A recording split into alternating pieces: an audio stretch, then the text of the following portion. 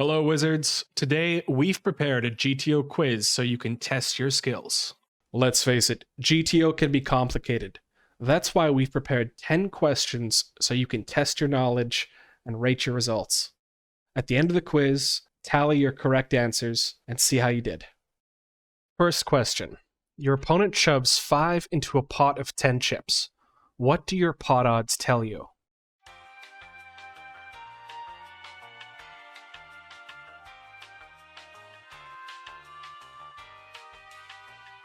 The correct answer is A. You need at least 25% equity to call.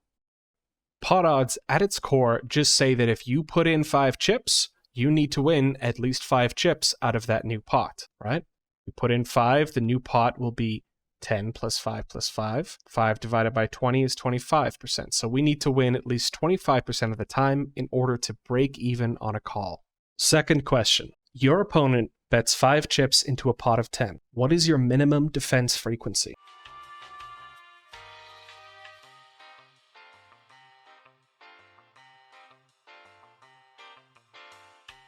The correct answer is A, 67%. What is minimum defense frequency? MDF simply says how often you need to defend in order to make your opponent's zero equity bluffs break even. So in this case, if we defend 2/3 of our range, the expected value of bluffing is 0, making their bluffs indifferent between betting and checking. Question 3. You make a half-pot bet on the river. Let's assume you're perfectly polarized. What percentage of your range should be bluffs?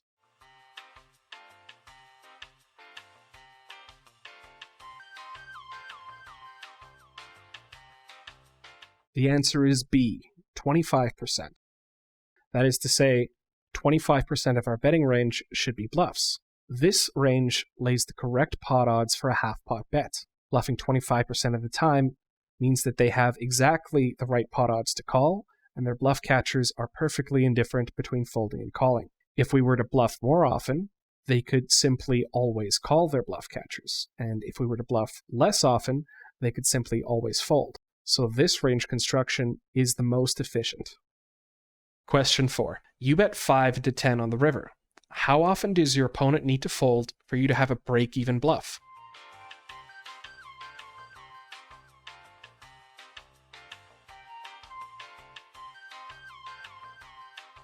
The answer is C, 33%.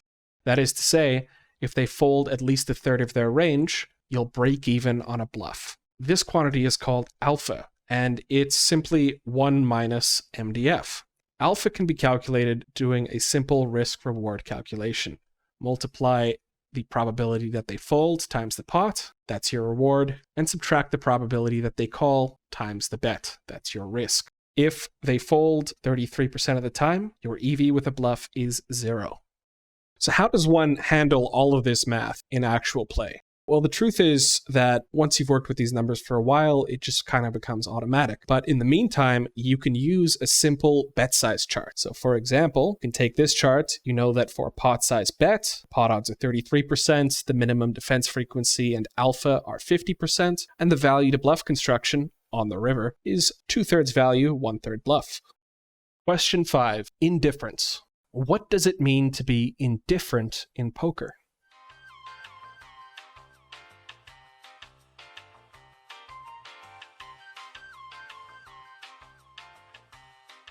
The answer is D, when different actions have the same EV.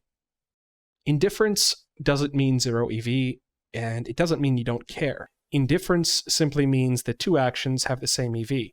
Now, this is pretty important in poker because a lot of game theory comes down to the principle of indifference. For example, when we bet half pot while bluffing 25% of the time, we're making villains' bluff catchers indifferent between calling and folding. That is to say, the EV of a call is the same as the EV of a fold. Now, they defend 2/3 of their range to make our bluffs indifferent between betting and checking. That is to say, our bluffs have the same EV with a bet that they do checking back. Question 6. Range morphology. How would you describe the difference between these two ranges?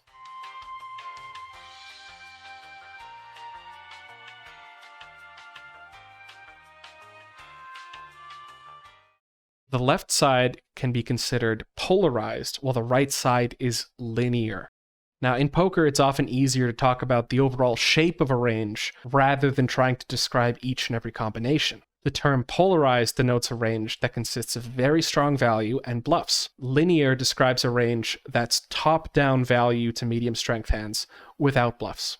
A condensed range, or sometimes a depolarized range, consists of mostly middling hands without many weak hands or many strong hands. A merged range describes something that's somewhere between polar and linear, consisting of very strong hands, very weak hands, and a few middling strength hands as well.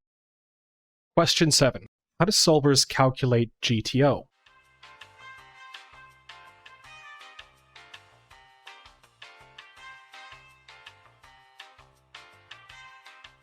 The answer is B. Players take turns exploiting each other until they reach an equilibrium. Solvers have no idea what the word pot odds mean. They don't know what balance is, they never heard of MDF. Solvers are simply EV maximizing algorithms. The thing is, you can't find Nash equilibrium in one go. You need to iterate back and forth. Start with two players, A and B. Fix player A's strategy and let player B exploit them. Now fix player B's new strategy and let player A exploit them.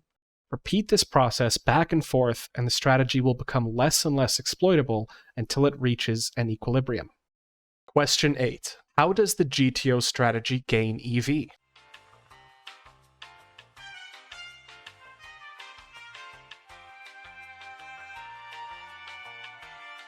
The answer is D. GTO gains when the opponent takes a minus EV action that should never be played. Now, this is a contentious question. Some people believe GTO gains anytime the opponent deviates, but that's simply not true. For example, GTO won't punish mixing mistakes. If your opponent mixes incorrectly, you need to adapt your range to exploit that. In theory, mixed actions always have the same EV against the fixed GTO strategy. Similarly, just because the opponent takes an action that is never used in the solution doesn't necessarily mean that action is lower EV. GTO only gains when the opponent takes a minus EV action that should never be played. It's what we call a blunder or a pure mistake. Question 9. When is the following statement true? Your range's strategy affects your hand strategy.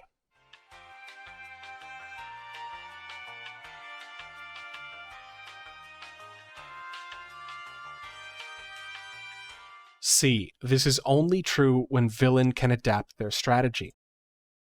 Your hand's EV is a function of your opponent's strategy. If they can adapt, then that means that if you change your range, they can change their strategy, which changes our hand's EV as a consequence. If your opponent is unable or unwilling to change their strategy, for example, playing against a fixed GTO bot, then changing our range has no impact on our individual hand's EV. We can simply maximize each hand in a vacuum against that fixed strategy. This is why a bot doesn't punish mixing mistakes. Those kind of mistakes can only be punished by adapting your strategy, which a fixed bot won't do. The 10th and final question. Which of the following statements about blockers is false?